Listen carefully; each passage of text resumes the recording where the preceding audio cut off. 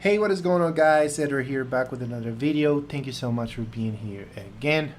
Today I want to show you a few trades we took, a few L actually we took today before the take profit. So this was one of the entries on US 30, basically a potential sale that was forming right here. The market was actually, let's go from a bigger time frame, US 30, right? I kind of like I wanted to look for sales today because of the how things are. You know, the market actually was on this box, was consolidating yesterday the entire day after Jerome Powell was speaking, you know, and it was just going sideways, totally. So then last night during Asian session, the market actually started dropping and dropping and dropping. Then it started kind of like consolidating. I was seeing the market is still going down, and I don't know, something in here was telling me that, you know, I should be looking for sales. The market is still going down. Potential order blocks creating at the top right here, but is going down. It's creating as the market is going down. Right here, there was another order block formed right here. So activated, and it was actually going down. So I saw a nice clean drop right here and a potential activation of the order block. So I did get in. I took the risk. Why not? As I mentioned, we're here to take risks. So yes, in here, in this case, there was a potential scenario. So I did get in on a sale, but then after that, the price just went up, stopping me out, which actually Nasdaq did the same thing. Look, today is completely red, by the way. It's a red day in overall. Nasdaq, it was also going down. It had kind of like the same thing, consolidating yesterday, and during Asian session the price dropped, and this I was also going into this sale. I was seeing like a nice clean drop right here. I wanted to see the price getting back to the orders to the order block and then potentially going down. I was kind of like seeing on smaller time frames, 5 minute, 1 minute, just the potential scenarios.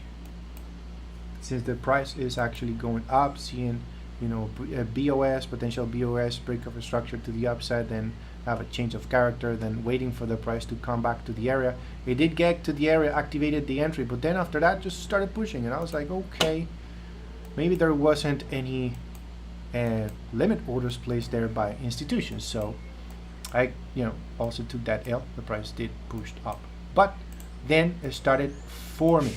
Okay, this is very important. This is what I tell to my students, that sometimes we have to maybe perhaps have a little bit more patient and let the market show you where it wants to go. So I was going on a 15-minute. Let me show you now the sale right here we took. I was going on a 5-minute, 15-minute. I started to see that the market was kind of consolidating again. Was a little bit more challenging right here, a little consolidation. I was thinking at a moment that the market could actually drop right here, start actually dropping from here, because it was the market right here, for example, there was a liquidity zone as well right here, right? So the market did wipe out that liquidity, grab that liquidity, and right here, this is what I was saying to my team. The market went up. This was a 15-minute order block, and just for like 2-3 pips, I don't know how many pips in there, but look at this. It didn't activate my sell limit order at first, and I was like, damn, I lost that thing, because after that the market just started rejecting and went down strong. So I was thinking, okay, maybe the market will just continue crashing. At that point, I was watching. I jumped in on S&P 500. And I was seeing this. This is when I actually jumped in on the S&P 500. Again, nice formation, nice liquidity grab right here. The market was consolidating, going sideways here. So we have liquidity grab at the bottom. I have a liquidity created. I have liquidity created at the top. So price pushed up, activated that order block right there, and then it started struggling. And then boom, actually started crashing. So securing profits all the way down, but ended up actually stopping me out on break even. Look at that nice, that that wipeout right there, stopping me out on break even, and then rejecting it again, and that's just come crashing down. So yep, this is what happened, especially on S&P 500 today. The setup was a lot cleaner and nicer, but the big win was actually on Nasdaq, because it did, at the end of the day, it did end up actually activating the sell limit order that I had on a 15-minute time frame. And after that, just crashing that 1 to 10 risk to reward. I did post it, this information, on the thing. I kind of wanted to see the market drop today, okay? Because of everything that is going on, everything that is happening. This is kind of like the similar setups that we're having. You know, it tends to consolidate, and then price wipes out the liquidity. It creates liquidity here. Right above this highs, it creates liquidity. It grabs the liquidity, activates the sell order potentially on an order block right there, activates the entry, boom, and then crashes. That's what we had here today. So guys, this needs to be practiced. A lot of back testing, a lot of hours back testing this thing is necessary to be able to spot these things, okay? Especially trading during certain sessions. Like, you know that Asian session is a much slower time frame when you can actually trade. It's very, very slow, so don't recommend you trading in Asian session.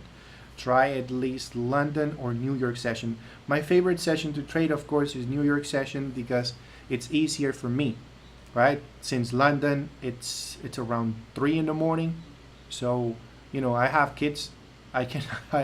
Unfortunately, I just can't be trading at that hour, because I have to help my wife during the day with the kids. So yeah, it's kind of complex, you know. If I was single, why not? I could actually try that if I was single. But being a father, it's a bit more complex. So I'm not saying that I can't do it. I'm saying that it's complex to do it right now because I have kids. So, you know, you might understand that. So I normally trade only during New York session, okay? I try to choose, for example, my time, it's between 7 a.m. to 1 p.m. and I stick to those time frames. That's it. If it's 1 p.m., I'm out. Like, I'm not trading after that, right? So try to be disciplined, be patient. Losses, you're gonna have losses. I had 2 L's at the beginning this morning, and that didn't stop me. I was still looking for that sale.